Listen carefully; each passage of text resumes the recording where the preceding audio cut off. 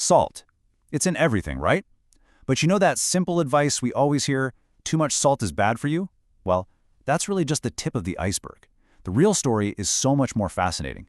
It's about a hidden control system inside your own body, and once you understand it, it could totally change how you think about food and your health. So let's get into it. And to really get a sense of the scale of this, let's start with something we all know and love, pizza. Get this. According to the group Action on Salt, a crazy 1 out of every 2 takeaway pizzas has more salt than you're supposed to eat in an entire day. Some of them even pack 3 times the daily limit. I mean, that's a mind-blowing amount for just one meal. So what is that daily limit? Well, the American Heart Association says the ideal maximum is just 1,500 milligrams of sodium a day. Now, when you realize a single pizza can just blow right past that number, you start to see how easy it is to overdo it without even thinking about it. The gap between what's recommended and what we're actually eating, well, it's massive. And that brings us to the big question, right? We've all heard the warnings, but what is actually happening inside our bodies? How does that slice of pepperoni pizza physically make the pressure inside your arteries go up? That's the mystery we're going to solve today. Okay, first things first. Where's all the salt even coming from? You might be surprised to hear that for most of us, it's not the salt shaker on the dinner table. Nope. The real culprit is all the salt that's already hiding in the foods we buy every single day.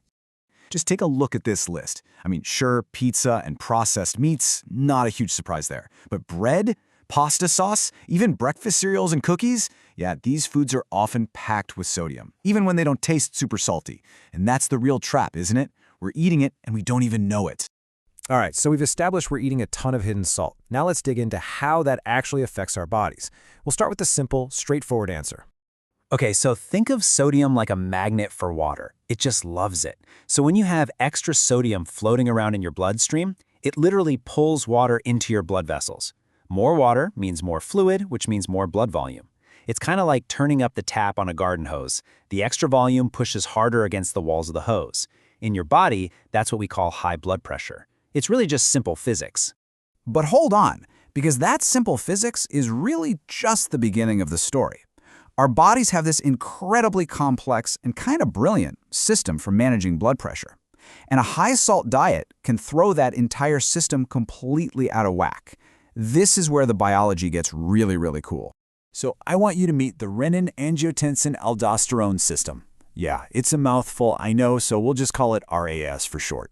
Think of it as your body's own internal thermostat for blood pressure. Its whole job is to keep things nice and stable.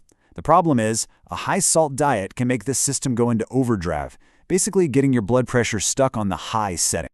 Let's just walk through how this thing works, because it's like a domino effect. It all starts in your kidneys. They release an enzyme that kicks off this whole chain reaction. That leads to the creation of a super powerful hormone. And this hormone does 2 major things. First, it physically squeezes your blood vessels tighter. And second, it tells your body to hold on to even more salt and water. So you get this double whammy. Your pipes get narrower, and you're pushing more fluid through. Now, here's where the story gets really personal. That complicated system we just talked about? Well, it doesn't work the same way for everybody. In fact, how your body reacts to that pizza can be completely different from how the person next to you reacts. So why is that? Why can one person eat salty foods and seem totally fine, while it sends another person's blood pressure through the roof? Well, as it turns out, the answer is written in our DNA. Researchers have actually identified a specific gene that helps explain this. It turns out about a third of us are what's called salt sensitive. If you're in this group, your kidneys are basically genetically programmed to be a little too good at their job. They hang on to sodium for dear life. And for these folks, a high-salt diet is a much bigger risk for developing high blood pressure and all the serious problems that come with it. But you know, up until now, we've only been talking about sodium, sodium, sodium. And that's really only half of the equation. There's another major player in this whole game, one that does the exact opposite thing.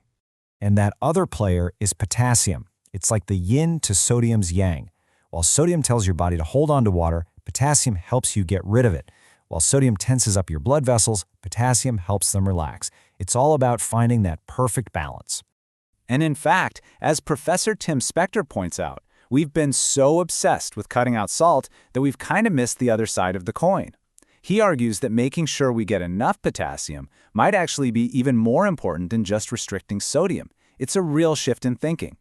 Okay, so we've talked about the hidden problem, the deep biology, and the key players in this whole balancing act. We get the why. So now let's get practical. Let's talk about the how. How can you actually use all this knowledge to take back control? Well, maybe the most powerful first step isn't about taking salt away, it's about adding potassium. And the great news is, potassium is in so many delicious everyday foods. We're talking avocados, spinach, sweet potatoes, beans. And here's a fun fact for you. Dried apricots actually have more potassium than a banana. Who knew? Just by adding more of these kinds of foods, you help your body naturally balance out its sodium level. And the second big step? Become a smarter shopper. In a lot of places, food labels have a really simple traffic light system. Green means low salt, amber is medium, and red is high. It's a super easy, visual shortcut to spot those hidden salt traps and make better choices right there in the grocery store. You know, in the end, the story of salt is a really personal one. It's about your genetics, your diet, and that crucial balancing act between sodium and potassium. But now you understand the hidden systems at play. You're empowered to have a much smarter conversation with your doctor. So what's your biggest takeaway from all this? Is it the hidden salt in foods you thought were healthy, or the simple power of adding a banana or an avocado to your plate? Whatever it is, this knowledge is your first real step toward taking control.